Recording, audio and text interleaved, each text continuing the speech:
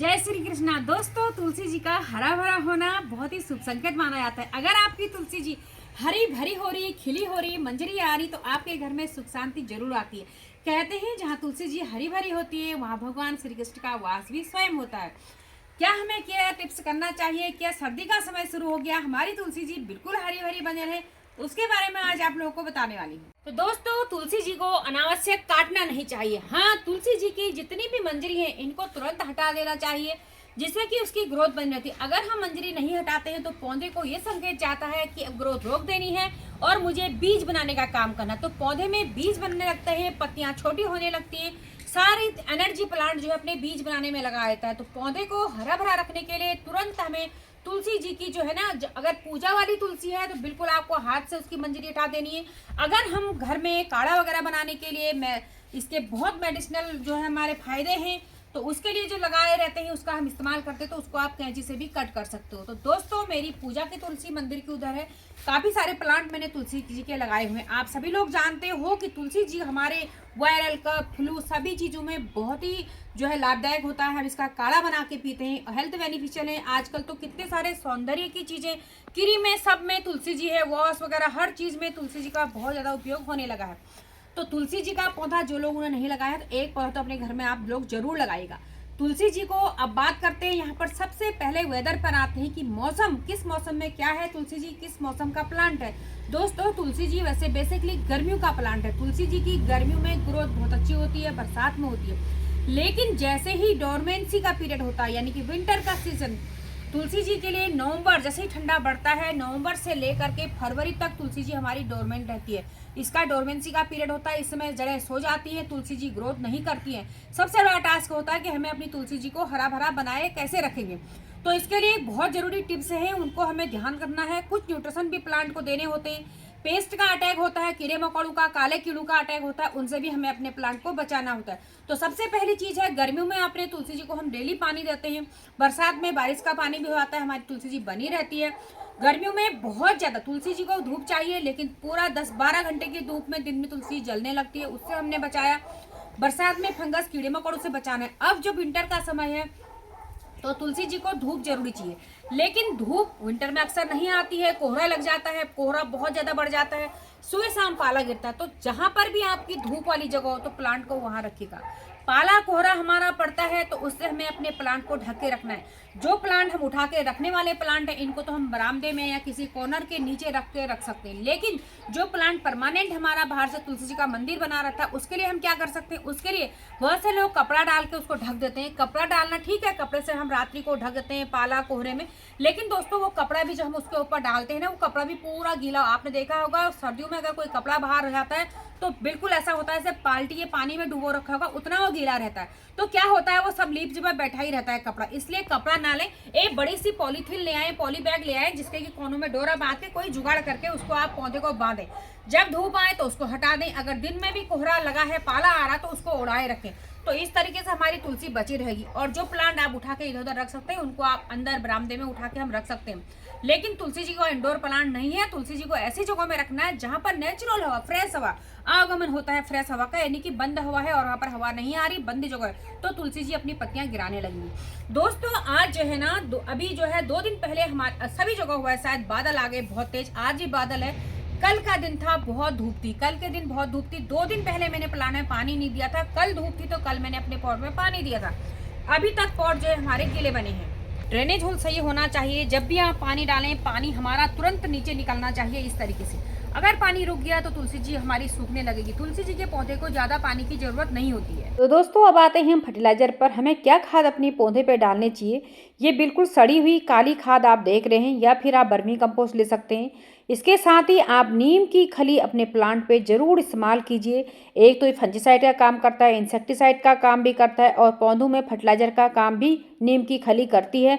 इससे कीड़े मकोड़े भी प्लांट में नहीं लगते हैं, तो प्लांट के ऊपर भी कीड़े मकोड़े नहीं जाते हैं अगर ये सॉइल में रहेगा।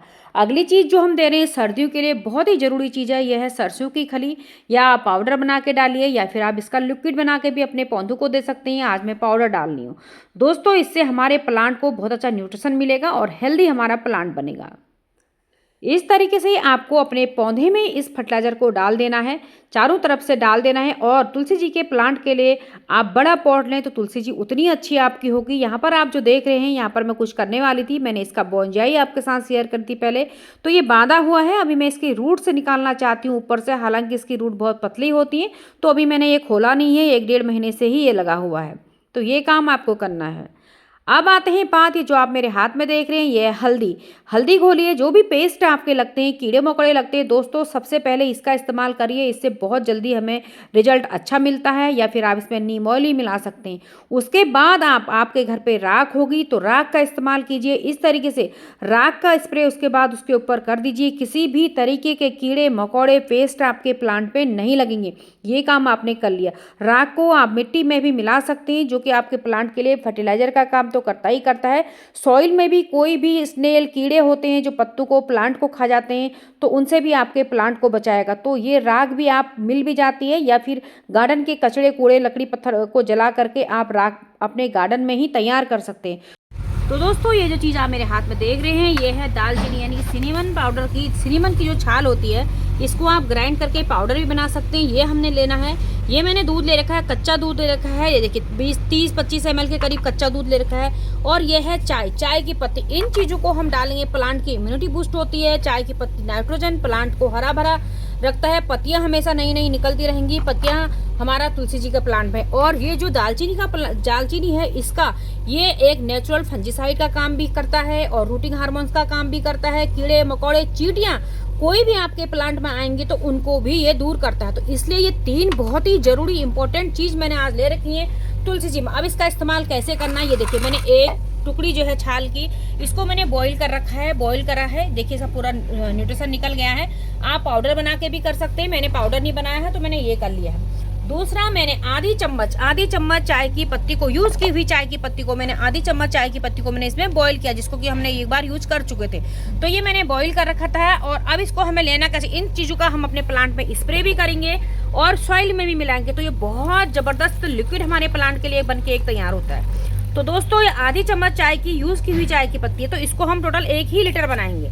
और उसके साथ ही मैंने 1 गिलास सिनेमन जो छाल उबाल रखी है इसका लिक्विड बनाया है, इसको भी हम इसमें डाल देते हैं। ये देखिए इस तरीके से हमने इसको डाल दिया। इनको मैं जो अभी आप लोगों को दिखाने के लिए अलग अलग किया था, नहीं तो मैं इन दोनों को एक साथ भी बॉईल करती या भिगो के रख देती, या पहले भिगो के रख दें या बॉईल कर दें। दिखाने के लिए ये मैंने किया था आपको, ये चीजें बताने। अब जो ये दूध मैंने ले रखा है दोस्तों, ये हमारे प्लांट के लिए न्यूट्रिशन तो इससे मिलता ही मिलता है। प्रोटीन मिलेगा, कैल्शियम मिलेगा हमारे प्लांट को। साथ ही दूध के स्प्रे मात्र से ही हमारे प्लांट की कई तरीके के जो थ्रिप्स वगैरह का अटैक होता है ना, वो दूर हो जाता है। दूसरा, प्लांट की इम्यूनिटी बूस्ट होती है। प्लांट हमारा प्रकाशन क्रिया अच्छा करता है। अब हम इसको टोटल बना लेते हैं 1 लीटर। और इस 1 लीटर पानी को हम जो है ना, इसका आप अपने प्लांट पे स्प्रे करेंगे। प्लांट हरे भरे रहेंगे, किसी भी तरीके के कीड़े मकोड़ों का अटैक भी आपके प्लांट पे नहीं होगा। या इसका स्प्रे कीजिए, या फिर जो मैंने हल्दी बता दी उसका करेंगे। तो स्प्रे भी करेंगे और हम अपने प्लांट पे भी इसको डालेंगे। ये देखिए, तो पहले मैं स्प्रे बोतल में इसको डाल दूंगी। ये देखिए, अब इसको हम प्लांट में भी डाल देते हैं। तो चलिए अब मैं इसको पौधे की जड़ों में दे रही हूँ। तो दोस्तों जब आपकी मिट्टी सूखी हो ना, तभी हमें पानी देना है। और जब हमारा फर्टिलाइज़र तैयार हो तो उस दिन पानी ना देके हमें फर्टिलाइज़र देना है। तो अभी मैंने आज डाल दिया है, आप लोगों के साथ वीडियो शेयर करी थी इसलिए। और मुझे आवाज़ देनी पड़ी क्योंकि हमारे बगल में काम चलने लग गया ना, कभी बड़ी गाड़ी की आवाज़ आ रही तो फिर मुझे इसमें आवाज़ देनी पड़ गई है। और इस तरीके से हम इसी का स्प्रे कीजिए। तो स्प्रे के लिए आप हल्दी वाला भी यूज़ कर सकते हैं, चाहे ये बना के कर लें।